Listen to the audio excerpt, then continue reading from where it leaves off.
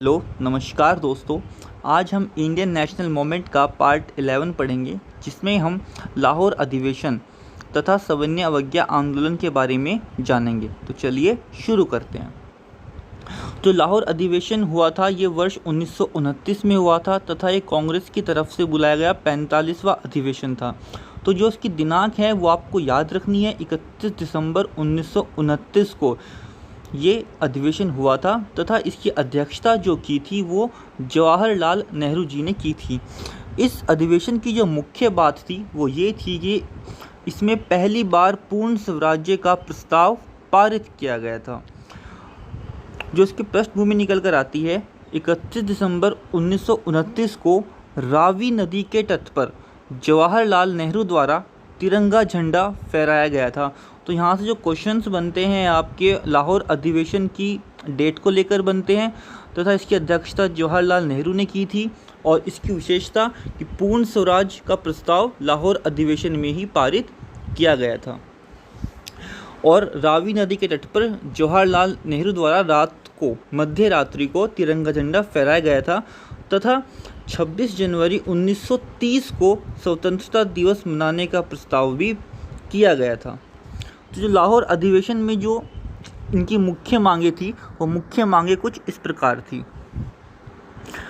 First जो मांग थी इनकी कि गोलमेज सम्मेलन का बहिष्कार, यानी ये गोलमेज सम्मेलन को बहिष्कार कर रहे थे।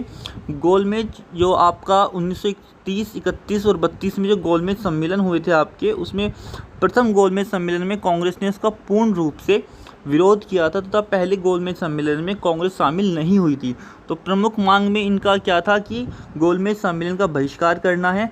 सेकंड इनकी जो मांग थी वो सविनय अवज्ञा आंदोलन की बात की गई थी, यानी आपका 1930 में आगे चलकर सविनय अवज्ञा आंदोलन होगा, तो उसकी बात भी लाहौर अधिवेशन में की गई थी। थर्ड पॉइंट जो था इसमें कि पूर्ण स्वराज्य कांग्रेस ने अपना लक्ष्य घोषित किया था, यानी लाहौर अधिवेशन में ही ये मांग की गई थी कि पूर्ण स्वराज्य ही अब हमारा एकमात्र निश्चित लक्ष्य होगा। अगर हम इस स्वराज की बात करें तो जो पूर्ण स्वराज का प्रस्ताव था वो पहली बार कांग्रेस के अहमदाबाद अधिवेशन जो 1921 में हुआ था, उसमें जो उसकी अध्यक्षता थी वो CR दास उसके अध्यक्ष चुने गए थे, किंतु वो जेल में थे उस टाइम। तो जेल में होने के कारण उसकी अध्यक्षता हकीम अजमल खां ने की थी, परंतु उस टाइम इसकी को इतना महत्वपूर्ण नहीं माना गया, तो ये बात वहाँ पर इतनी नहीं उठ पाई। लेकिन लाहौर अधिवेशन में ये बात पूर्ण रूप से ऊपर उठकर आई है। तो यहाँ पर ये क्वेश्चन जो आपका बनता है, अहमदाबाद अधिवेशन 1921 में हुआ था, इसकी अध्यक्षता हकीम अजमल खान ने की थी। CR दास चुने गए थे किंतु वो जेल में थे, इसलिए उन्होंने अध्यक्षता नहीं की थी। तो ये लाहौर अधिवेशन हमने पढ़ा। अब हम लाहौर अधिवेशन की बात करते हैं आपका दांडी मार्च तथा सविनय अवज्ञा आंदोलन के बारे में। तो दांडी मार्च जो था, पहले क्या रूल्स थे कि जो अंग्रेजों द्वारा भारतीयों को नमक का व्यापार करना प्रतिबंधित था, यानी जो भारतीय लोग थे वो नमक का व्यापार नहीं कर सकते थे और यदि वो ऐसा करेंगे तो उनको 6 महीने की सज़ा होगी तथा उनसे जुर्माना भी वसूला जाएगा। वो ना तो नमक का व्यापार कर सकते थे और ना ही नमक को बेच सकते थे, तो उन्हें अंग्रेज़ों से ही नमक लेना पड़ता था तथा उस पर टैक्स देना होता, जो टैक्स बहुत अधिक था।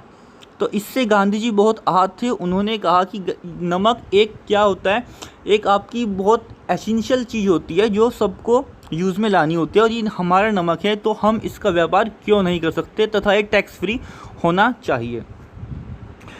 तो 12 मार्च 1930 ये डेट आपको याद रखनी है। 12 मार्च 1930 से गांधी जी तथा उनके 78 अनुयायी एक साथ साबरमती आश्रम से चले। साबरमती आश्रम आपका अहमदाबाद में से पड़ता है, और तथा दांडी तट तक गए। जो इनकी कुल दूरी थी वो 385 किलोमीटर थी या 241 मील, किसी किसी बुक्स में 240 मील भी लिखा हुआ है, तो यहाँ से आपको किलोमीटर भी याद रखने हैं तथा इनकी मील में दूरी भी याद रखना है, क्योंकि एग्ज़ाम में क्वेश्चंस में यहाँ से आपसे दूरी पूछता है, किलोमीटर में भी या फिर मील में भी। तो 385 किलोमीटर दूरी थी या 241 मील तक उन्होंने पैदल यात्रा की थी। जो दांडी है वो ज़िला नवसारी से 13 मील की दूरी पर था। तो दांडी जो था एक गांव था और वो ज़िला नवसारी के अंदर आता था।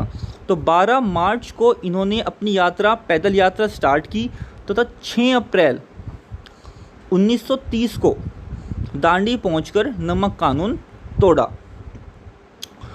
तो ये लगभग 24 दिन तक इन्होंने अपनी पैदल यात्रा की तथा 6 अप्रैल 1930 को इन्होंने वहाँ पर जाकर नमक कानून तोड़ा। इसको नमक सत्याग्रह भी कहते हैं, इसको सवर्ण अवज्ञा आंदोलन भी कहते हैं। इस सवर्ण अवज्ञा आंदोलन के नाम से ही आपको स्पष्ट हो रहा है कि हमें उनकी दी हुई आज्ञा का सविनय से विरोध करना है, यानी हमें उनकी आज्ञा नहीं माननी है। गांधी ने सबसे अनुरोध किया था कि सभी इसमें मेरा साथ दें, योगदान दें कि जितने भी सरकारी विभाग हैं, सरकारी डिपार्टमेंट्स हैं, वो अपने अफसर की बात ना माने तथा अहिंसा के साथ, हिंसा शब्द का वो यूज़ नहीं करते थे, तथा अहिंसा के साथ ही उनको ये आंदोलन आगे चलाना है। जब वो उनकी बात नहीं मानते थे तो कानून भंग होने लगा। कानून भंग करने के बाद सत्याग्रहियों ने अंग्रेज़ों की खूब लाठियाँ खाई, बहुत अहिंसा हुई थी वहाँ पर, किंतु किसी ने भी पीछे मुड़कर नहीं देखा तथा काफ़ी गिरफ्तारियाँ की गई थी। ये आंदोलन पूरे 1 वर्ष चला तथा गांधी इरविन समझौता से समाप्त हो गया था। तो यही क्वेश्चन आपको यहाँ पे याद रखना है कि दांडी मार्च से सवर्ण अवज्ञा आंदोलन की समाप्ति किस समझौते से हुई थी? तो गांधी इरविन समझौते से हुई थी। इस समय जो भारत के वायसराय थे वो इरविन थे, तो गांधी इरविन के बीच में समझौता हुआ था, तब जाके सवर्ण अवज्ञा आंदोलन समाप्त हुआ था। तो ये समझौता मैं आपको आगे पढ़ेंगे। सुभाष चंद्र बोस जी ने इसकी तुलना नेपोलियन के पेरिस मार्च तथा मुसोलिन के रोम मार्च से की थी। तो यहाँ से आपको ये दोनों नाम भी याद रखने हैं। क्वेश्चन आता है एग्जाम में आपका कि सुभाष चंद्र बोस ने सविनय अवज्ञा आंदोलन की तुलना किस मार्च से की थी? तो नेपोलियन के पेरिस मार्च तथा मुसोलिन के रोम मार्च से की थी। जो आपका उत्तरी पश्चिमी क्षेत्र यानी जो आपकी पाकिस्तान वाली बेल्ट है, वहाँ पर अब्दुल गफ्फार खान ने लाल कुर्ती आंदोलन जो 1930 में हुआ था, इसके बारे में हम नेक्स्ट वीडियो में बात करेंगे डिटेल में। तो लाल कुर्ती आंदोलन के माध्यम से इन्होंने सवर्ण अवज्ञा आंदोलन को प्रोत्साहित किया था। खान अब्दुल गफ्फार खान को सीमांत गांधी भी कहते हैं तथा इनके अन्य नाम भी हैं, जैसे बादशाह खां, बच्चा खां, फ़ख-ए-अफ़गान, फ्रंटियर गांधी या इनको सरहदी गांधी भी कहा जाता है। तो आपको ये सारे नाम सीमांत गांधी के याद रखने हैं। ये आपके एग्ज़ाम में क्वेश्चंस बहुत बनते हैं नाम को लेकर। तथा लाल कुर्ती आंदोलन 1930 में हुआ था, ये आपको याद रखना है। तथा किसकी देखरेख में हुआ था? खान अब्दुल गफ्फार खान की देखरेख में हुआ था। उनके नाम आपको याद रखने हैं। सुभाष चंद्र बोस ने किस मार्च से तुलना की थी वो आपको याद रखना है।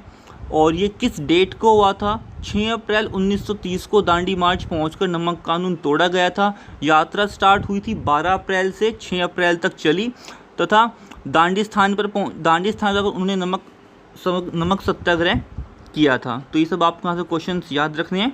चलिए दोस्तों, अब इस वीडियो को समाप्त करते हैं। थैंक यू, धन्यवाद।